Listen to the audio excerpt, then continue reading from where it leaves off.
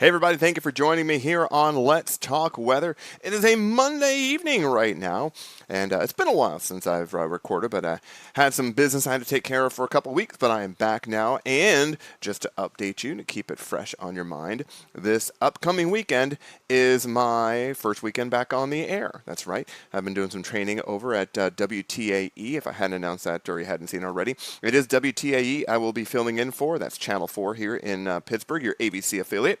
Action weather. I think that's what it is. I'm still learning all the lingo.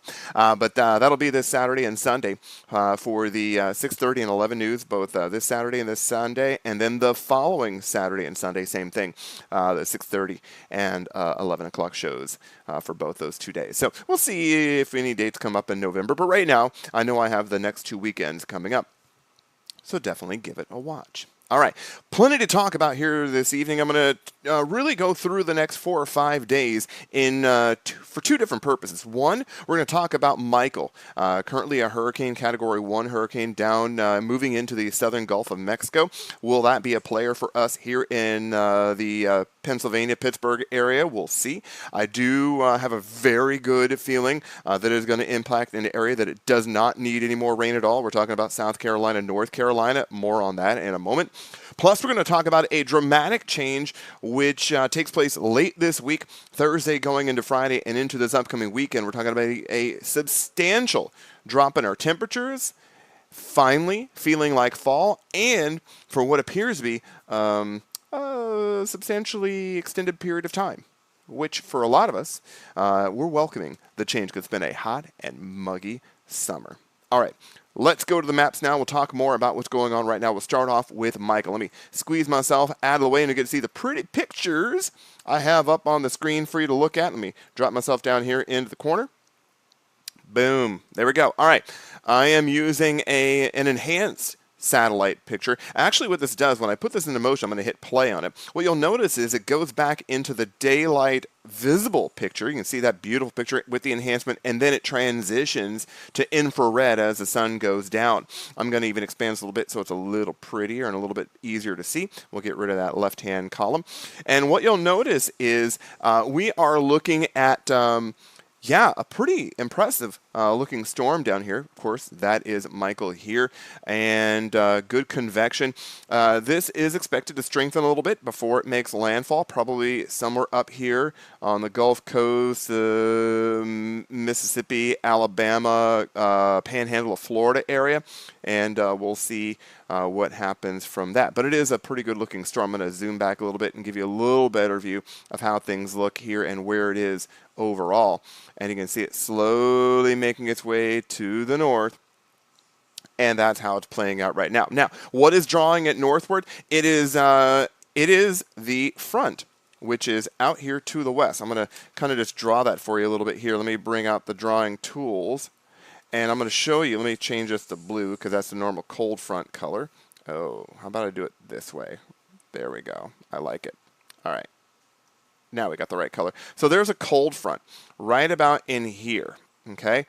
Now, generally that is a dividing line between warm air and cooler air. So what you're going to see is this southerly flow out ahead of it, which is going up like this along the frontal boundary. That is going to draw Michael up something like this. So as the front makes its way from west to east, it will draw up Michael with it and eventually will curve it around like this and push it out over the Atlantic. Okay, that's not perfect what I just drew for you there, but it gives you the general idea of what is expected from Michael. And if you don't believe me, well, you should. But if you don't, I do have the Hurricane Center website up here. Let me get rid of this here, and I'll show you what the National Hurricane Center is predicting. There is the current chart. Pretty close to what I drew for you. Actually going over for my friends who are in the Panama City area, which was where I got my start at WJHG. There in Panama City Beach, Florida. It looks like it's going to hit right there around Panama City, maybe even just a little bit east. So here is Panama City right here, and it might push maybe just a little bit farther east. That we'll have to see. But that does look like a pretty good indication of where it's going to make landfall. That appears to be at 1 p.m., give or take, on Wednesday. Notice it goes from Category 1 up to what an M means a major hurricane, which is Category 3. And we'll just have to see how that all plays out. So we'll keep our eyes on that for you. Now, how does that play out as far as we're concerned? Well, let me bring up the national radar. You can see the wet weather here. You can see the frontal boundary back out here to the west. And what I'm going to draw for you is, again, how the upper level winds are playing out. Okay, I'm going to do this in a slightly different blue. You can see how the storms are running up like this and over. Everything in here is this warm, muggy, hot air, and that is what is, again, we have been dealing with for a long time. Warm. Now, if I could draw, I'd be dangerous. There we go, warm. See if I can do it. Yes! Rob has the skills. Anyway, that is warm, muggy air, and we have been inundated by it here in the Ohio, Pennsylvania area for the last several days, probably going back to last Friday, I would say. That isn't going to change until late this week, when eventually it is going to be replaced by what is much cooler, cold air out here to the west. And I'll actually be able to show this to you in more detail in just a second. But as far as, again, Michael is concerned, up through Panama City and then out like this. And once that kicks out, you will see the replacement of this warm air with the colder air, and it is going to be dramatic. How do I know that? Let's check the charts. I'm going to go to a slightly different view. Let's go to this one here, and I'm going to show you, let me go to a slightly different map background here. Let's do this one here. All right. Show you how Michael is going to go. There Michael is. We'll go back here to Tuesday morning. There it is at 7 o'clock in the morning, 8 o'clock in the morning. Watch him come up. Right around Panama City, maybe a little bit east of there, Mexico Beach, Apalachicola area. Yes, I do still remember those names. Up through Georgia. And you can see this ends early on Thursday morning. It will cruise through South Carolina, North Carolina, then out over the ocean. Probably get a little clip job on Virginia. For us here locally, let me roll this back, and you'll notice we don't see a lot of rain here. Okay, keep going, keep going, keep going. We do not see a lot of rain here. I'm going to even extend this out one more day, all right? And then you'll even see that in a slightly different view. Get another full day, boom, there it is, through South Carolina into North Carolina. Notice here locally, not much in the way of wet weather. That's not a bad deal. We've had plenty of rain. We don't need much more for a while.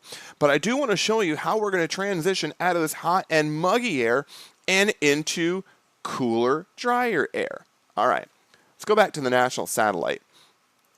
We're done with Michael for now. Let's talk about our extended forecast here around Pittsburgh. Okay, here we are located right here, southwestern corner of Pennsylvania. Again, plenty of the warm air. It is all over the place. Okay, what I'm going to draw for you, this is our warm air here, because if there you go. We have our warm air in place. Oop, there we go. All right, Rob, come on, there we go. We got all your warm air here. That's because you have the jet stream going like this. Now, jet stream, term I haven't used a whole lot, but the jet stream is really a kind of like a column of air that is fast moving. Generally accepted that a jet stream isn't a jet stream unless it's moving at 50 knots or more. And in this particular case, I'm looking at about 30,000 feet in the air. Okay. It is really kind of like what we call the steering flow. It tells you where things are going to go. It also helps divide, show you where your air masses are. In this particular case, when I draw the jet stream in here, I'm going to draw in a different color, even though green isn't the normal color I would use for it. Why don't we go with something? Yeah, that's fine for now. You just watch the clouds. This picks up the upper level. Look how it goes all the way down like this. Follow the clouds around, all the way down into Baja. back up like this. There's actually low pressure right here coming in over the four corners area. That's your upper level low. Follows up and around, okay? Like this. So this is warm. This is a pocket of cold air. That is what we're going to see change. We're going to go from one air mass to the other, and it is going to come with, some intensity. Watch this. I'm going to clear this off. I'm going to show you a current surface temperature chart. This is on WeatherBug, and what it'll show you is exactly what I drew for you, but temperature-wise. Notice, here's my warm air. Jet stream comes down, back up, and here's your pocket of cold air sitting right in the middle of where I drew that upper level low, which is right down here in the four corners area. This is all cold air.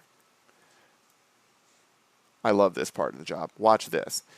I'm going to show you right now how this all plays out. So here we are, Tuesday morning. I'm sorry, this is Monday evening, 0Z, 8 p.m. So, hour and a half ago, give or take. Watch what happens as I roll this forward in time. Warm air, warm air. Let's go through Tuesday. Let's go into Wednesday. It's still warm. But notice the cold air now creeping in. You can actually watch that line move in, and then it bypasses us here locally. We are now into late Thursday night, early Friday morning, and now we're stuck with the cold air. So it is going to come, and you are going to notice it. We're looking at potentially a 30-degree difference between our high Tuesday, Wednesday, compared to what we'll see for highs likely on Saturday. 25 to 30 degrees between highs, not total, between highs. Yeah, it's going to be dramatic. It's going to be impressive. So we'll see that play out in the forecast numbers. Here we go. So for the next 2 days, 84 on Tuesday, 84 on Wednesday. Then comes the cold front where you see your rain on Thursday. I don't think it's going to rain all day, but we do have some showery weather, especially as the front goes by. And then look at the temperatures fall. From a high of 72 on Thursday, 62 in the morning, down to 47 for a low, and then just 56 Friday, 55 on Saturday. So 29 degrees between Tuesday and Wednesday's highs and Saturday's highs. 29 degrees. We do bounce back a little bit on Sunday, but down to just 52 next Monday, a week from now. Does that seem like fall to you? It surely does to me. Yeah, we're just going to skip that whole nice in the 60s, low 70s for a while. We get to work our way into fall. Nope, we're going to go right from summer heat into fall coolness. And it's going to happen in the blink of an eye in one day. So get used to looking, or I should say, look for that toward the end of the weekend. You know what? It'll be enjoyable. You can break out the sweaters you've been looking to wear for the last couple of weeks. Okay, so that's our forecast in detail. Again, I'll hopefully do another update. I'm going to try and do a couple more of these this week just to kind of stay in tune to what's happening with weather. That way I can hit the ground running on Saturday when I'm back on air. Do tune in this weekend if you can. Shoot me a shout on the YouTube channel if you like what you see. And that'll be it for now. Again, share it with your friends, like it. Subscribe to it, and we'll just keep it coming. But it looks like fall is coming here to the western Pennsylvania, actually the entire region. So it's about time. It's about time. All right, guys. Catch you next time.